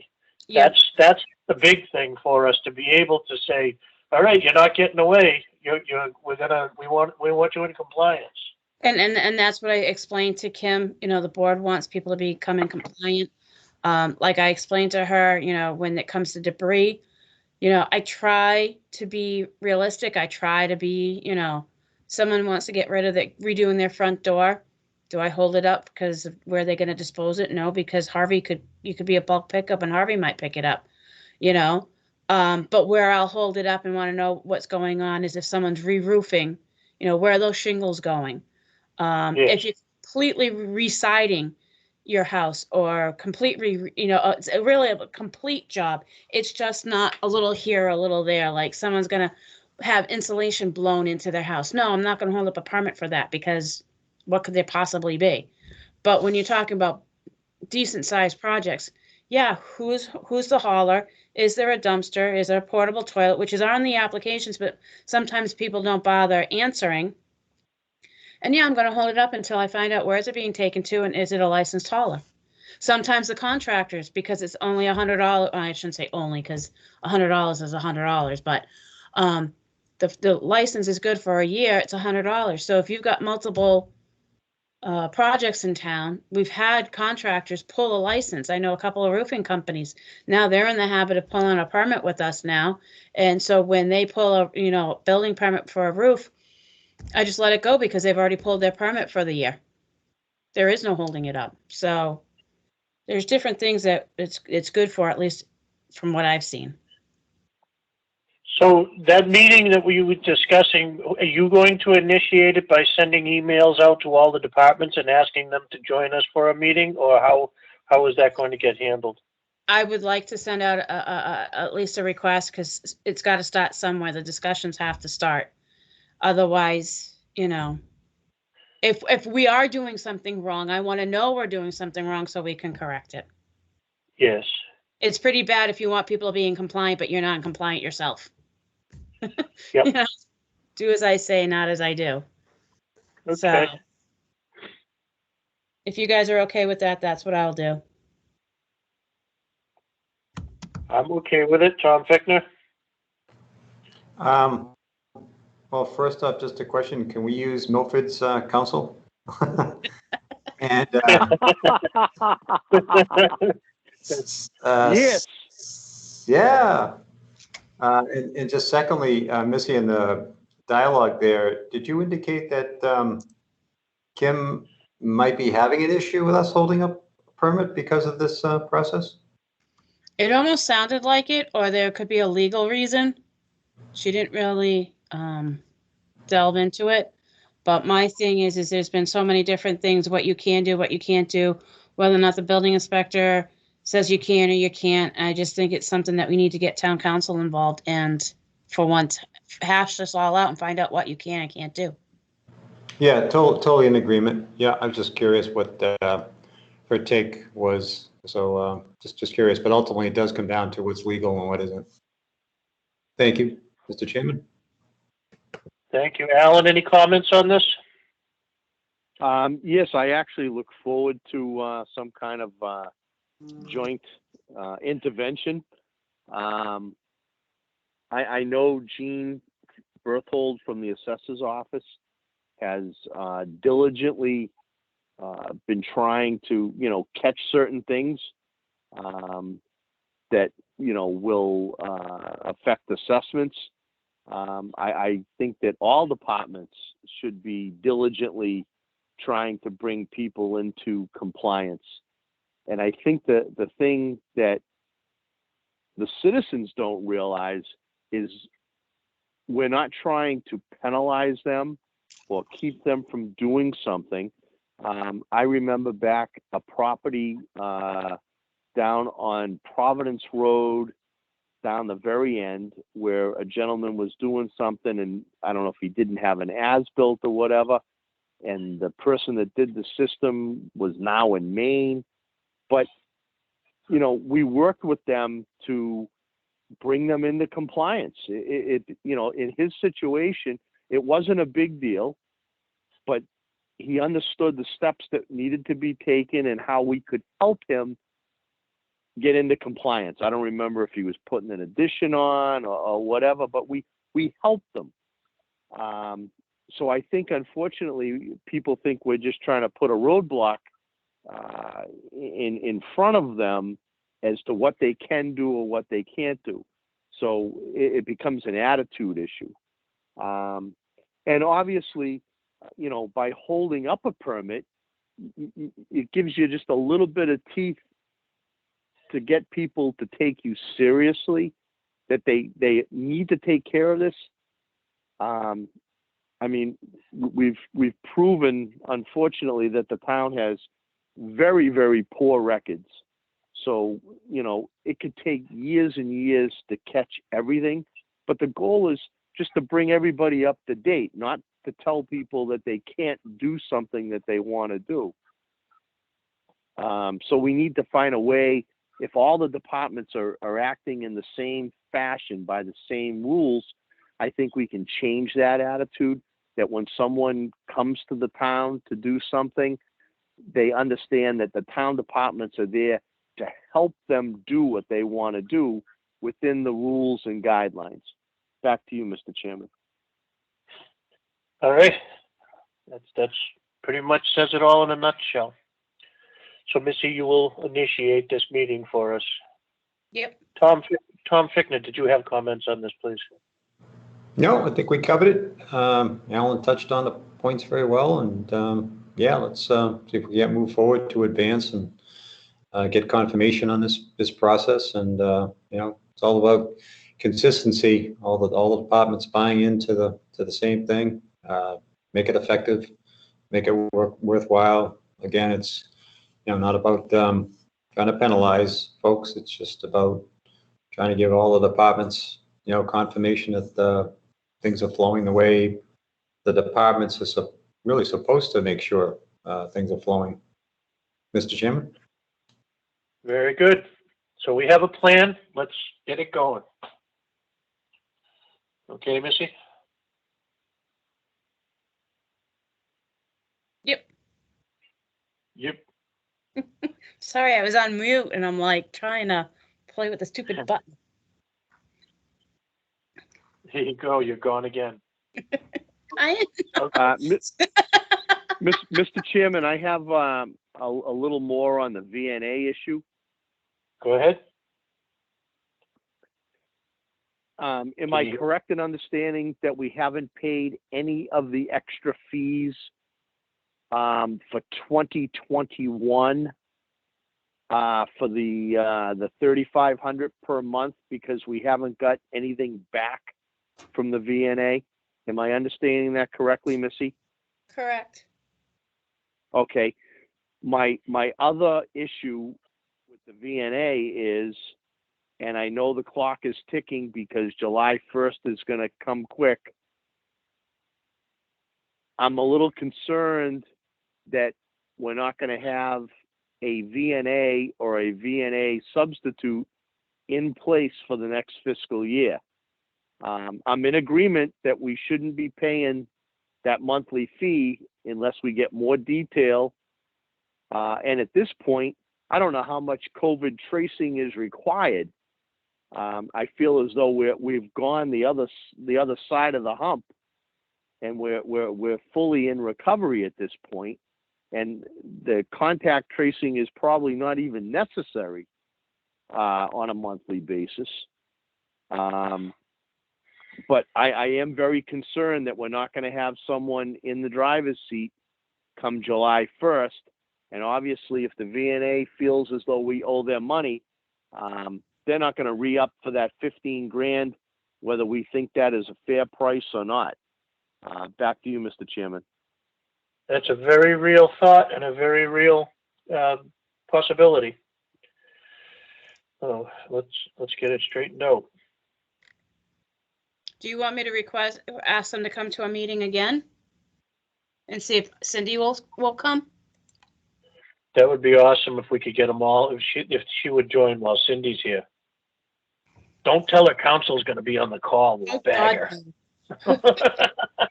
Let me see. I'm just looking at meeting dates. Because I know you don't want to wait too long for this. Nope.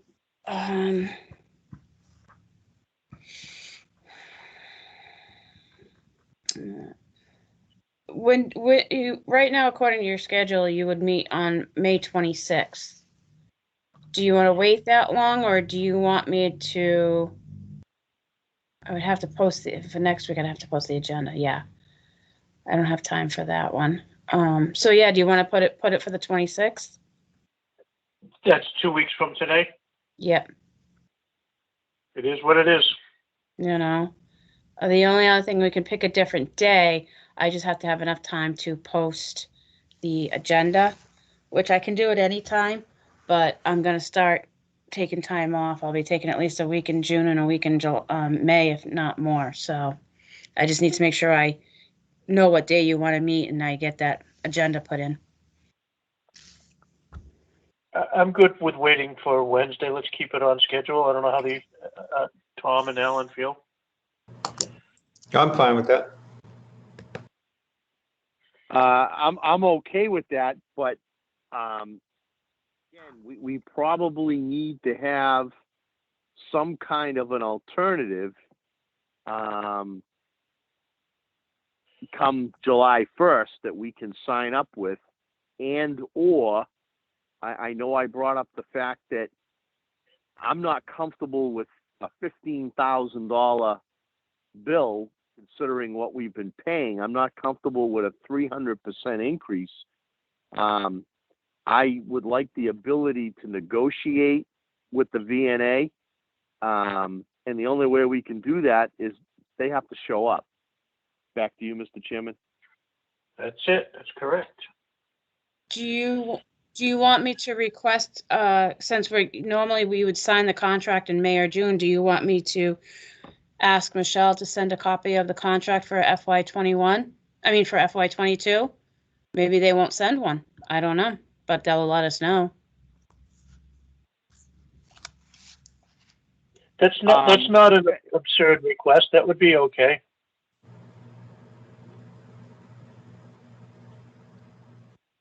Yeah. Al, go ahead. Technically, we have not agreed to that addendum. We sent corrections, and they have not responded. They have offered us a contract for the next fiscal year at a 300% increase, and I believe we discussed negotiating with them or an alternative, which they have not responded to. So I'm sure they know legally we have to sign with someone. I mean, it's a service that we have to have. So I guess I'm very disappointed with her responsiveness or lack of. Back to you, Mr. Chairman. Tom Fichtner had something he would have wanted to say. Yes, so let me see here. When you say, Alan, that we have to have it, are you basing that on a legal requirement? My understanding is that's a service that the Board of Health has to be able to provide the town. Missy, you could correct me, but I don't think it's something we can do without. And again, that's just my understanding. Missy, I'm sure you'll know more of the nuts and bolts. Back to you. Yeah, you're required to have a public health nurse, whether it's through a contract with a VNA or a contract with an individual. You have to have a public health nurse. And it would have to be an established contract for the particular fiscal year as a whole versus a per diem, what I would use as a term per diem in a nursing environment where you bring them in where you need them. Honestly, I don't know. I have no idea because we've just had the VNA contract for so many years. I don't know. I can check with other health departments to see. I just don't know where I would check because most of the ones around here we already know who they use, either the VNA or they have their own public health nurses, which, Trish and Agnieszka and Cheryl. So then that goes to the question of, with regard to services, let's suppose that there is this requirement from a legal perspective. What would be the services that you would see, Missy, that would be impacted by not having an entity on July 1? Well, you have to have someone that's able to do communicable disease follow-up, TB cases, things like that. If you don't have anybody to do that, someone that's logged into Maven and stuff, I don't know how, if someone's has contracted something, how you're going to track that and do the proper in-house follow-ups or over-the-phone follow-ups. We don't do them right now, but the blood pressure clinics with the senior center, the flu clinic, I don't know if those are requirements, the flu clinic or the blood pressure clinic, or is that just an added service that they give us? But I do know it's about the communicable diseases and everything. You have to have someone that's going to do the follow-ups for those. I mean, what's the frequency of that category from a communicable disease perspective? I mean, how? Let me see if I can. I'd have to go back to their little quarterly reports they would give us. Let me just pull one up real quick. Missy, while you're doing that, I'm going to ask the question, is that something that someone like a Danielle could do for us, or am I confusing things? No, you wouldn't be able to have a Danielle do that unless she was a nurse. Thank you. I would say one year we had 2, 3, so from April of 2017 to June of 2017, you had 3 clients that had to be contacted for investigation for communicable disease. So in 3 months, you had 3, so 1 a month. What those follow-ups entail, stuff like that, I don't know. In 2018, the same time period, you had 1.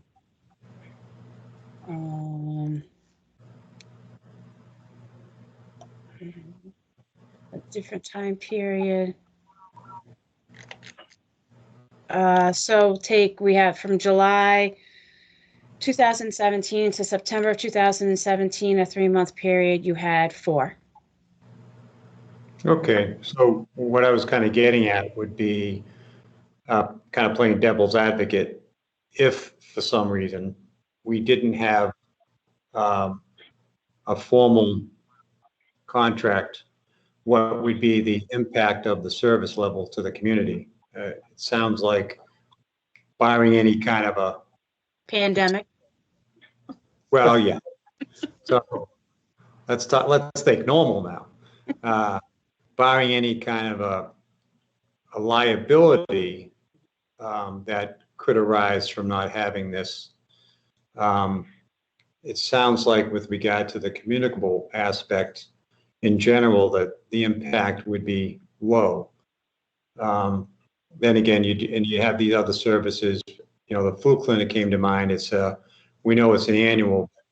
Something tells me that I think that's been more of a service they've offered as opposed to being an absolute requirement for every Board of Health to have. Mm-hmm. Right? So I don't know that, but I think there are some communities that don't do flu clinics. Yeah, I honestly, I don't know. Just going through their contract right now, the things that they are responsible for is doing communicable, I can never say that word, right? Disease investigation, immunizations for seasonal flu clinics. Let's see. TB, hepatitis A, an event that a significant number of home visits in order to conduct a direct observed therapies. They do clinic programs, health screenings, and educational clinics, annual seasonal flu, maternal and child health care services. So I guess the key thing for me in general would be, what are we as a local Board of Health entity, what are we required to provide the residents, at minimum, Mm-hmm. right? And maybe that's, like you said, something, you have a contact in the network, whether it be to somebody at even the state level that we answer to, Mm-hmm. that could say, yeah, this is your minimum requirement as a local Board of Health. Yep. So we could have the comfortability factor of knowing what the answer to that question is. And as I suppose if push came to shove, I'm not trying to take away something from the community, but I also don't want to be, I want to be accountable to the community for the price that we're paying for the services that they're going to be rendering. So it's a balance that I'm trying to strike. Mm-hmm. Yeah. Tom, I definitely agree with you, Tom. And all I can hear is when we were told that we're paying for an insurance policy, we're paying for if something went wrong. And we've, unfortunately, with this last pandemic, we found out that even though we were paying for an insurance policy, when something goes wrong, that we weren't paying in full because they want extra money, which is rather disappointing. But you're right. We actually probably need to find out what the minimum is that we're legally responsible to provide for the public, and then build upon that, because it's very possible we could hire someone very reasonably to provide the minimum, and then we could just start building back up again over time when a lot of these firms that provide these services recover from the experience that they've had. I'm sure a lot of people are probably gun shy right now. And as we get more and more comfortable with this, we may find a public health nurse that will be willing to take us on, and we could build up the services that we provide again. Very good point, Tom. Back to you. Sure, yeah. The flu clinic, it's a nice plus. It's nice that we offer it. I know that there's not a super, typically each year it's not a superly large turnout, right, from a numbers perspective, because I know there's so many more options that people have to get a flu vaccine, whether they go to their local doctor or their pharmacist, or so there's many other avenues outside of the town having a flu clinic. So I think that if we were to lose that for some reason, people would still have the option to obtain the shot. I get that we are offering it for free. There's no cost element really to the person directly. There's a cost element from the budget perspective, but they don't have to pay extra for the shot when we do it. But I just want to look at that against practically, from a practical standpoint of the contract as a whole, as it's being presented. Let's see what Missy might be able to confirm with our minimum legal requirement. And then, in the end, this discussion could all be for naught. We might end up saying, hey, we got to pull the trigger. We may not love it, but we got to do it. And then again, it's only 1 year. And maybe in the process, if we did decide we pulled the trigger, just to have like you said, that insurance policy, then we maybe show due diligence moving forward to see if there might be other opportunities for subsequent years, that sort of thing. Back to you. I think that covers it. Hello? All right, so just a quick, one more thing before I forget, just so you know, next Wednesday I have as the due date for the scholarships to be due for the Harvey Scholarship. So I will make sure I have those available for you, and then you guys can review them and award it that meeting on the 26th. Graduation is June 5th. So, Other than that, that's all I have. Thank you. Good meeting. Is there a motion? I'll make the motion to adjourn for the evening. I'll second it.